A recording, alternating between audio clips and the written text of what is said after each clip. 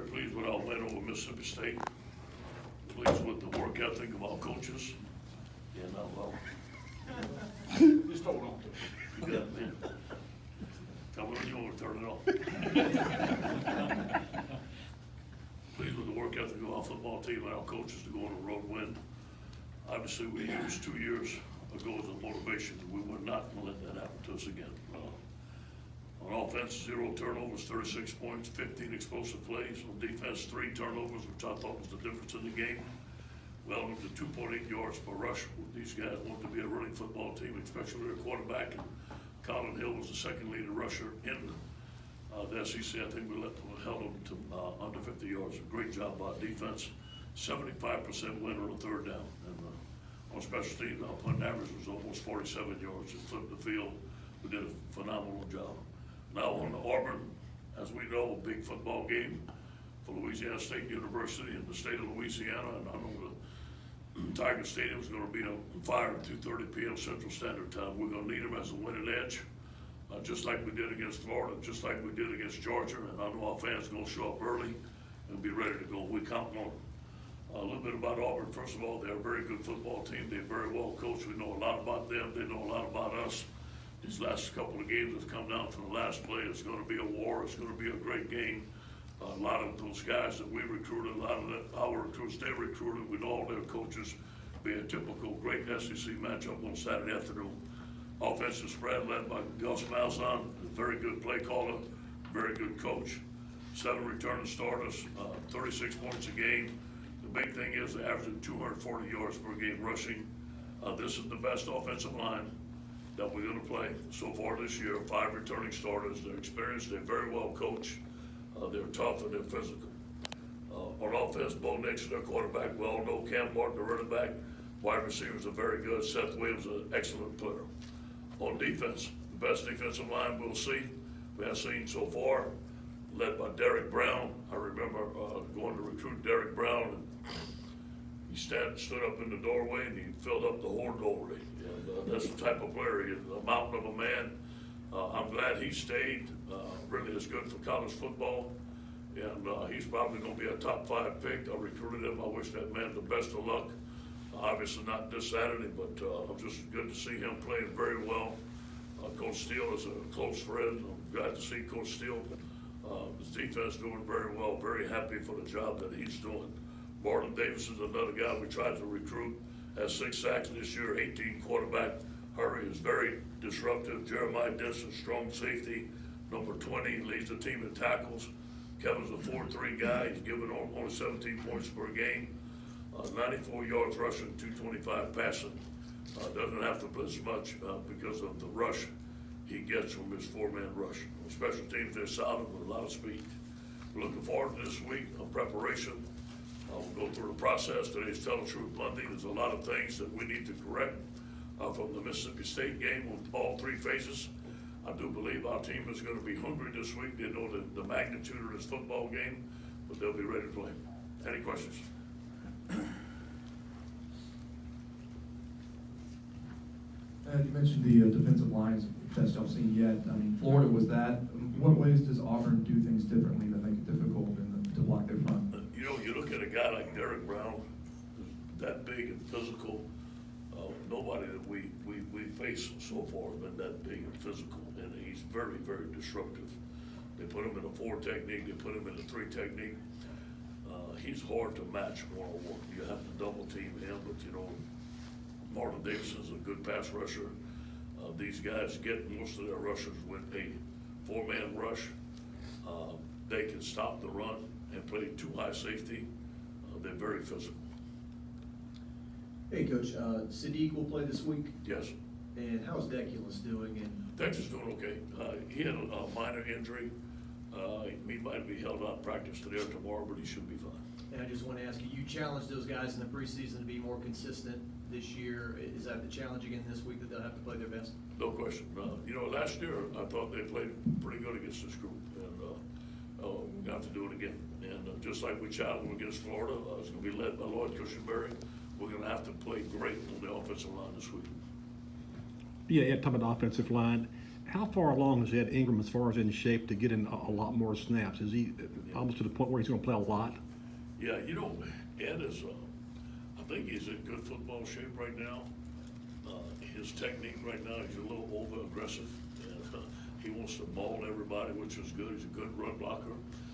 We have to work a little bit on his pass protection. As soon as he gets that down, he can play more. Hey, Ed, you've had a kicker that's, kind of looked a little shaky the last few weeks, missing some kicks. Do you kind of do anything to help him with his confidence, or do you think he's lost any confidence in himself? No, I don't think so. And again, we, some people have a different philosophy about treating kickers. Don't tell them nothing. That ain't me. He's gonna be accountable in our program. He's gonna have to answer what's wrong with us. It's all gonna be about technique. Was his footwork good? Was his timing right or wrong? What was it? He's gonna have to explain. He's gonna have to get better at it, just like everybody else. We say it's ongoing skill development. I don't think it's mental at all. I think it's definitely about technique. Yeah, right down here. Clyde has really impressed the last couple of weeks. We saw the speed against Florida, some of his shake each week. How much better is he, maybe than you expected, and how pleased are you with his game? Yeah, he's Clyde's a program saver. I mean, we needed him to come in and be a big time back for us. He wasn't a highly recruited kid, although we thought that he'd be an excellent back. The best thing about Clyde is his attitude, and he carries himself, like I said many times. When Clyde walks in the room, he's 6'4", 270. That's his persona. He's a great leader. He can make you miss. He can run in between the tackles. He's perfect for offense. And I didn't mention this, but I thought Tyron Davis ran the ball very, very well against Mississippi State. Him and John would be two excellent backs for us. Coach, there's a lot of talk of Auburn up the middle defensively, and we talk a lot about the tackles, I feel like, this season, but what about some of those interior guys? You hit on Ingram, but what about those two other guards, and how do you feel about their current level of play? Delu's played very well. Delu's physical. Delu's hard to overpower. He's getting up to the second level and doing a fine job. The guy that's the surprise of the year to me is Adrian McGee. I thought that Ed Ingram would come. I said it the first week, I thought Ed was going to start, but Adrian has hold on, his experience, he's playing well there. Are they playing great? No, they're not playing great, but you know what? I thought the line is the most improved group. They didn't get against Florida, but they're going to test it they're going to get tested this week, and more up the middle, as you alluded to, they're going to get tested. Hey, Coach, what's the plan with Terrace Marshall this week in practice, and do you expect him to maybe play this week? Terrace Marshall? Yeah. Yeah, we plan on easing him along, see how much he can do. Jack Marucci and Coach Brady have an excellent plan. We talked about it today. He's gonna want to do everything and be ready to go. But we feel that by game time, he should be ready to play. Coach, up here, another big game in Tiger Stadium. How does that affect recruiting for you this weekend? We have 5 official visitors this week. Some big time players are coming in. We'll have our best recruits from Louisiana, from Houston, from Mississippi, from Atlanta, from Florida will be at this football game, just like it was the Florida game. They got to see Tiger Stadium at night. Now they get to see it during the day. This is a big recruiting, a huge recruiting weekend for us. As we know, the early signing day is coming up. There'll be a lot of official visits coming in the next couple of weeks, and we got to make some decisions. We got a couple of scholarships left. Coach, Auburn hasn't won here since 1999, which is before a lot of your players were born. I know you've only been here for the last 2 times playing Tiger Stadium. Yeah. What, in a series that's so competitive as this, what can you attribute that to? Yeah, well, obviously the home field advantage, I think, is huge, no question. Now, we won there last year, so I mean, we must have bucked the trend a little bit. And although they haven't won here, I didn't know that. Thank you for telling me that, Ted. But I don't think it means a hill of beans come Saturday. And I know they're not listening to it. My team better not listen to it, because this is a good football team. Be a big matchup. And but I do believe that the home field advantage is something for LSU. It's always been for LSU. It's been phenomenal. Yeah, Ed, Auburn lost their lead rusher for the year a couple of weeks ago. Can you tell him what you see in their rushing attack last week, and what do you see in Bo Nix, another freshman quarterback you have to face?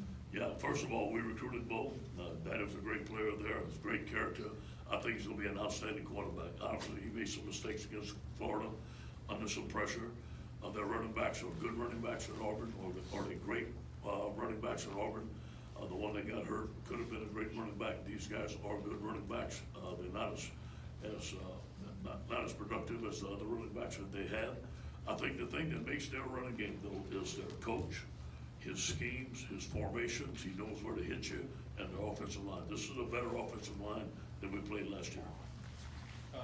Coach, when he was healthy, Terrace Marshall was a big asset in the red zone. After this weekend and the struggles that you guys had, does it make you kind of rethink the strategy when you get in that area? Sure, and I just talked to Coach Isbing and Joe before I left there, and there's some things that we felt that we could have done better. There's some play calling that we felt we could have done better. We feel that with Terrence in there, it's hard to double Jamar or Justin. And obviously Terrence gives us a big threat in the red zone, and Joe feels comfortable with it. So he's a great addition. I think having him back and making some adjustments of the play calling and the formation is gonna help us.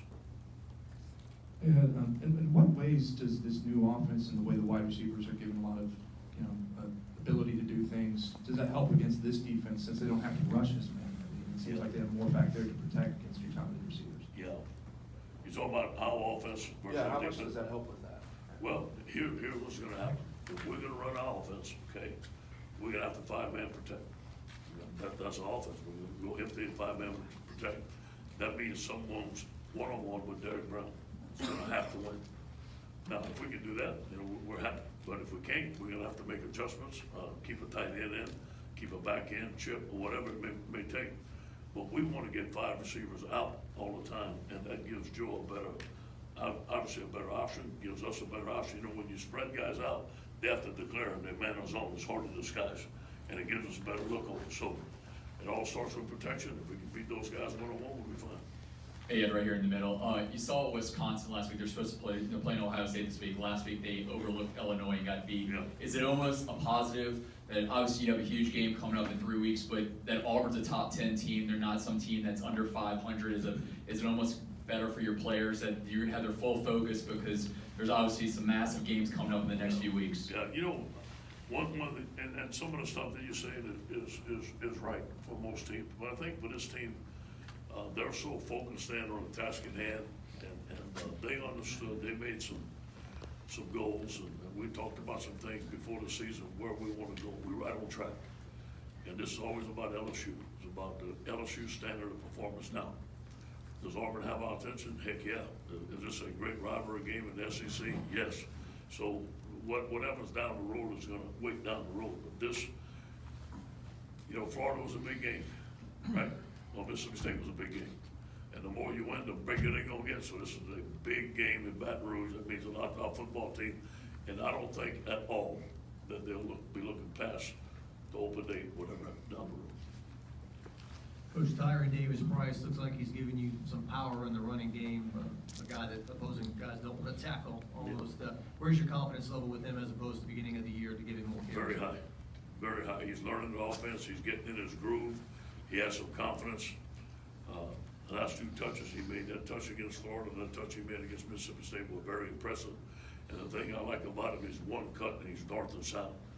And he can break down, and he's barreling down, and he's gonna fall forward. He reminds us a lot of maybe a Jeremy Hill type back that we used to have here. Maybe isn't good, maybe better, we don't know yet. I think he's having a great career. First half of the season, nobody really wanted to throw at Christian Fulton. Then Saturday, no one threw at Derek Stingley. I mean, how have you seen teams kind of go about facing those two corners? Well, I think Christian had his best game. Obviously had the best game, but he had that pick. That was the new coverage that we ran. And then he had a nice breakout on the hitch. Had a couple of good tackles. It's gonna be hard. It's gonna be, the guy's gonna have some good receivers. There's no such thing as a total shutdown corner. I think Derek learned that. Guys are gonna pick on Derek, guys are gonna pick on Christian. They can have great games, they can have sometimes not so great games. But I like both of our corners. I think most of the time they're gonna win their one-on-one matchups, and that's what enables us to go man-free most of the time. These guys gotta win their one-on-one. It took Jacoby Stevens a couple years to really find his role in the defense, but now that Yeah. he's starting at safety, I mean, how much patience has he shown you during his career, kind of waiting for his time, and how do you think he's playing now? Well, Jacoby was a five-star coming out of high school, one of the top players in Tennessee, one of the top players in America. His family was from Louisiana. We really wanted him. we felt that he'd become an excellent player. The first year, we just kind of tried to figure out where we can put him, where he can play the best. He got better, he developed. The closer he is to the ball, the better he is. Now, he's great in coverage, you saw the interception, but pound for pound, he is the strongest player on our football team. And he plays the way the game ought to play. When you walk off the field, Jacoby's the finest gentleman you'd ever see. When he puts that helmet on, he's very, very competitive and ferocious. So I think he's becoming an excellent football player. You mentioned Gus's scheme. I think when they're at their best is when they're moving with tempo and they can control the pace.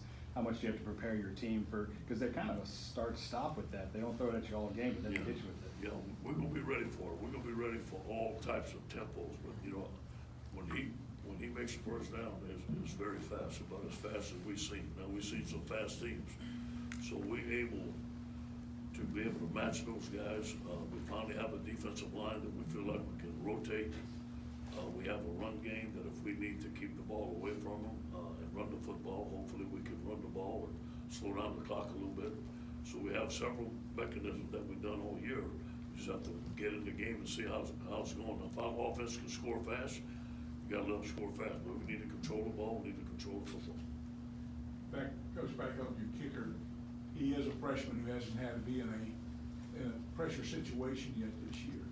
Do you maybe make practice a little bit more competitive this week? Maybe look at Connor Cup a little bit, or do you tell the guy, you're my guy?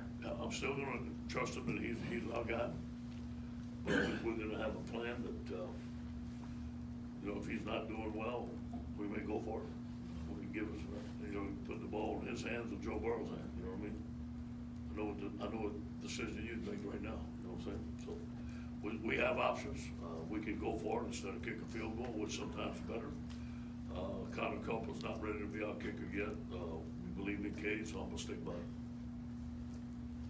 And this tightrope procedure on high ankle sprains in the news right now.